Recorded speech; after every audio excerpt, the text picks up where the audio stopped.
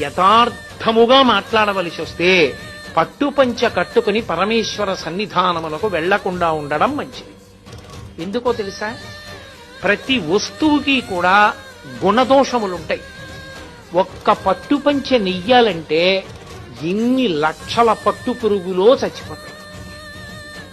Mulberry ఆకులు పెట్టి పట్టు పురుగుని పెంచి బాగా కడుపు నిండా తిని అది పట్టు దారాన్ని చుట్టూ అల్లుకుని పట్టుగూట్లో మెత్తగా ఉంది కదా అని పడుకుంటుంది.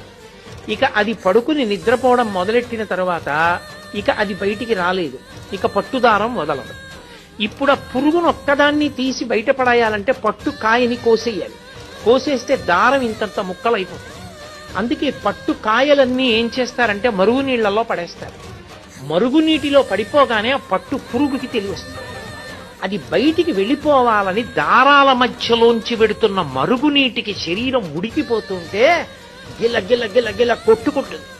కొట్టుకుని బయటికి వెళ్లే మార్గం లేక తానల్లుకున్న గూట్లో తానే చచ్చిపోతుంది. చనిపోయిన తరువాత పట్టుకాయని తీసుకొచ్చి కండికి పెట్టి తిప్పుతారు.